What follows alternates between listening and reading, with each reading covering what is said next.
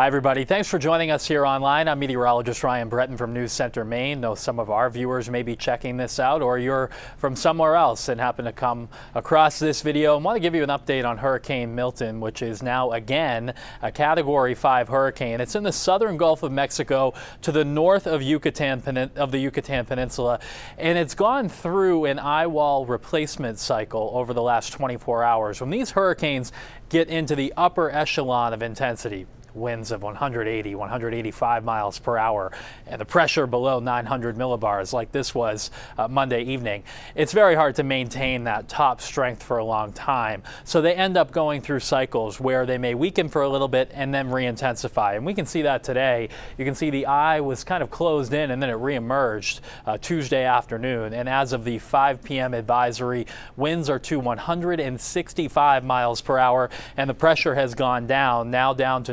905 millibars. And if this strengthening continues overnight, we could again see the pressure drop below 900 millibars, which puts this storm in fairly rare territory. Take a look at the wind history since Monday morning. You can see the 11 a.m. advisory. It had winds to 155 miles per hour. That's Category 5 status. It was there all the way through Monday evening, and then it did go through that little bit of replacement cycle where the winds dropped, the pressure came up a little bit, indicating somewhat of a weakening trend, but it was still a major hurricane at that point. And now that it's recovered a little bit, the winds have come back up with maximum sustained winds of 165 miles per hour.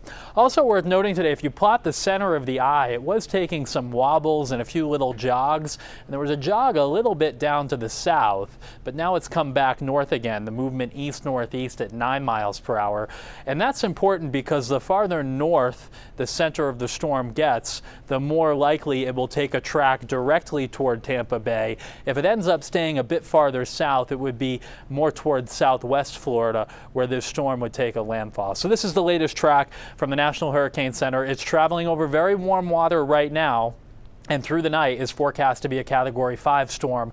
But then it will begin encountering somewhat cooler water. We can call it less warm as it approaches the Gulf Coast. Helene upwelled some cooler water, so it's not quite as toasty here. And also some of the upper level conditions won't be as perfect as it was yesterday and was during the day today. So it's possible that on approach to the Florida coast, it weakens somewhat. However, you have to be at least prepared for a Category 4 storm within this area, even though the forecast is for a landfall of a Category 3 hurricane Wednesday night into very early Thursday morning.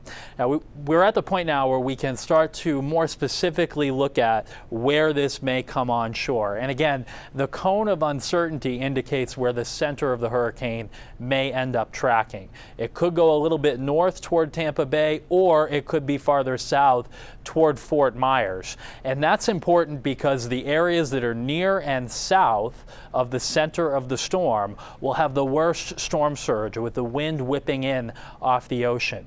So if the track of the storm is near or north of Tampa Bay, Tampa understandably has received a lot of attention here, they would be in the worst case scenario for them. But if it tracks a bit south of Tampa Bay, it would remove them from the worst storm surge because the wind would be blowing in off the land as opposed to the ocean itself.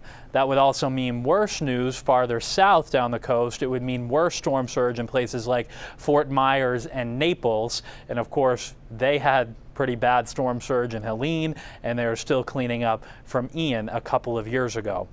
So the exact landfall point is very important in terms of where the storm surge flooding from the ocean will be at its worst. It's expected to cross the Florida peninsula through the day on Tuesday. This is the position 2 o'clock Tuesday afternoon, somewhere around Melbourne, Florida. Still as a Category 1 hurricane, and then re-emerging in the Atlantic Ocean Thursday evening into Thursday night, and still plotted to be a Category 1 hurricane off the coast of the east coast of Florida early Friday morning.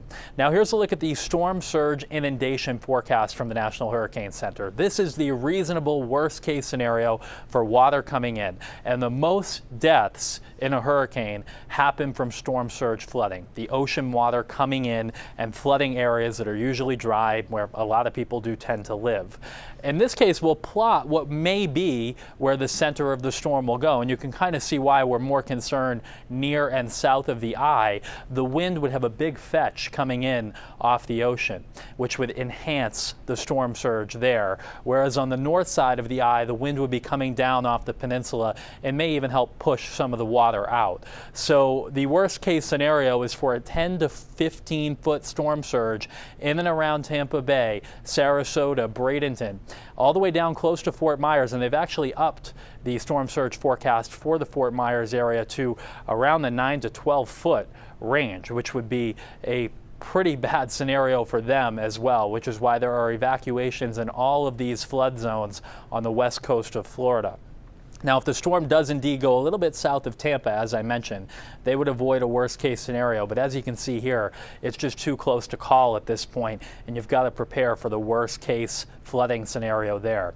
Also worth noting, when the storm goes back out over the Atlantic, and even prior to that, the wind will be coming in out of the northeast for the Space Coast, the First Coast around Jacksonville, and also for southern Georgia. So there may be up to 6 feet of storm surge flooding here and lots of beach erosion for some of the Atlantic beaches as well. Hurricane warnings are now up for most of the Florida peninsula, including Tampa, Orlando, Melbourne, down to Fort Myers. These are the areas where widespread power outages are likely. Tropical storm warnings are up for South Florida, including Miami and the Keys as well. We'll show you the wind field with the storm, and this is the projection from the Hurricane Center for about 1 o'clock Wednesday afternoon. The yellow here indicating the tropical storm force winds, particularly in gusts above about 40 miles per hour. The orange being damaging winds, gusts above 60, and then the red being the hurricane force winds, 74 or so miles per hour and up. And we'll take this into Wednesday evening. You can see the tropical storm force gusts coming onshore, and then the very strongest winds coming in overnight Wednesday night. This is midnight Wednesday night into Thursday morning, and that's where you can see the core of the stronger winds coming into Tampa, Fort Myers, and all points in between. And then the very core of the most damaging strong hurricane force winds will depend on exactly where the eye goes. Either way, looking at widespread power outages all through this part of the west central Florida, and then even into parts of the East Coast as well as the storm moves to the east Thursday afternoon into Thursday evening.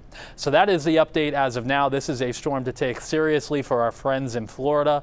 Obviously, a lot of people have already evacuated, but if you're contemplating it at this point or have a friend who lives in an evacuation zone on the west coast of Florida, you know, the advice is to follow what local officials are saying, because this is a storm that's pretty serious and you don't want to mess with. That's the update for now. You can get the latest track on our website, newscentermaine.com, and we'll be with you Wednesday evening with another update as well.